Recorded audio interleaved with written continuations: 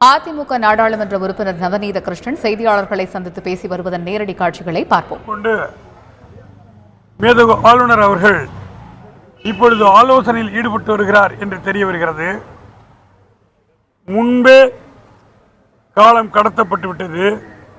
இன்னும் மேலும் காலம் தாமதப்படுத்துவது சட்டத்திற்கும் நல்லதல்ல, நியாயத்திற்கும் நல்லதல்ல, தமிழக மக்களின் நலனுக்கும் நல்லதல்ல. ஏனெனில் அகில இந்திய அண்ணா திராவிட முன்னேற்ற கழகத்தைச் சேர்ந்த சட்டமன்ற உறுப்பினர்கள் அனைவருமே மாண்புமிகு சின்னம்மா அவர்களை தங்களின் தலைவர் என்று தேர்ந்தெடுத்து அப்பொழுதே கையெழுத்து விட்டு விட்டார்கள். இப்பொழுது நம்மளுடைய அண்ணா திராவிட முன்னேற்ற கழகத்தினுடைய ஆதரவில் மாண்புமிகு பெரியம்மா, மாண்புமிகு சின்னம்மா ஆகியோருடைய தயவில் முதல்வராக பலமுறை இருந்தவர். பேராசையின் காரணமாக அவரே மாண்புமிகு சின்னம்மாவை முன்மொழிந்து தீர்மானத்தை நிறைவேற்றிவிட்டு அமைதியாக 2-3 நாட்கள் இருந்த பிறகு தன்னை மிரட்டியதாக ஒரு தவறான தகவலை உலகிற்கு பரப்புகிறார். திரு சுப்பிரமணிய சாமி அவர்கள் மிக அழகாக கூறியுள்ளார்கள். தான் மிரட்டப்பட்டேன் என்று கூறும் நபர் தமிழகத்தின் முதல்வராக இருப்பதற்கு அருகதையற்றவர் என்று கூறியிருக்கிறார். தனக்கு பதவி வருகின்ற பொழுதெல்லாம் மிகவும் பணிவாக இருந்தது போல் காட்டி இந்த கழகத்திற்காக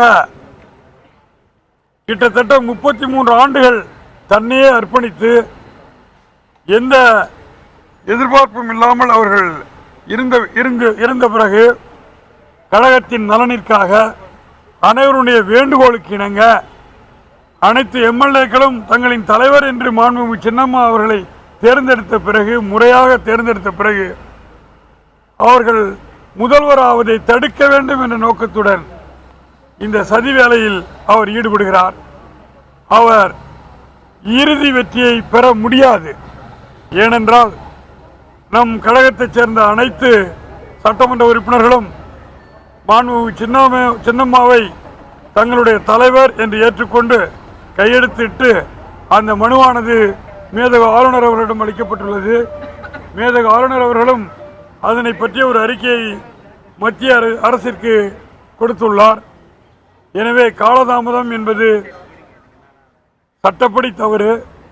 எனவே விரைவில் மேதகு ஆளுநர் அவர்கள் மாண்புமிகு சின்னம்மா அவர்களை அழைத்து அரசு அமைக்கும்படி நிச்சயமாக கோரிக்கை விடுப்பார், அழைப்பார். அதில் எந்த சந்தேகமே இல்லை.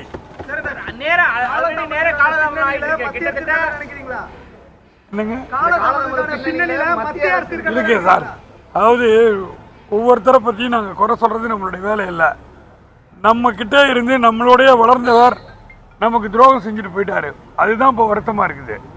அவர் ஒழுங்கா இருந்திருந்தா ஒன்றும் பிரச்சனை இல்லை. அவருக்கு பல முறை முதல்வர் பதவி வழங்கப்பட்டு விட்டது, 3 முறை வழங்கப்பட்டு விட்டது.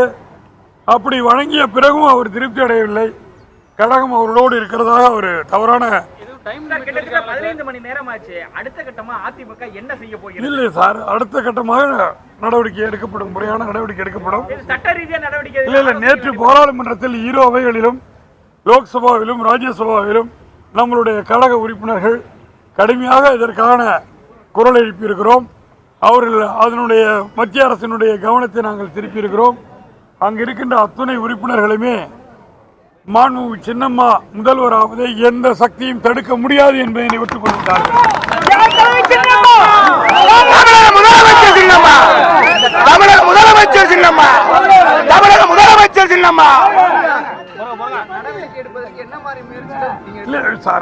மேல இருக்கவங்க முடிவு பண்ணாங்க.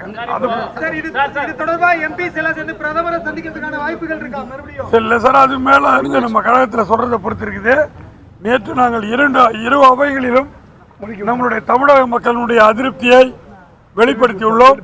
அங்கு இருந்த அனைத்து உறுப்பினர்களுமே நம்மளுடைய கோரிக்கையை ஏற்றுக்கொண்டார்கள்.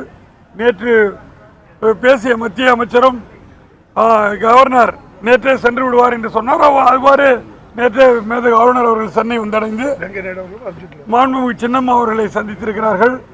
எனவே நல்ல செய்தி விரைவில் வரும். நாம் விரைவினை வேண்டுகிறோம்.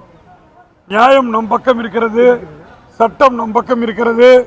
அனைத்து அண்ணா திராவிட முன்னேற்ற கழக சட்டமன்ற உறுப்பினர்களும் மாண்புமிகு சின்னம்மாவின் பக்கம் இருக்கிறார்கள். எனவே நாம் எதற்கும் பயப்பட வேண்டிய அவசியம் இல்லை. நாம் சட்டப்படி நடந்து கொள்கிறோம். யாருடைய உரிமையும் நாம் பறிக்கவில்லை. அதாவது சார் இப்பொழுது வந்து எல்லா எம்எல்ஏக்களுமே பேட்டி கொடுத்திருக்காங்க, அறிக்கை கொடுத்திருக்கிறாங்க. இந்த காலத்துல யாரும் அடைச்சு வைக்க முடியாது சார்.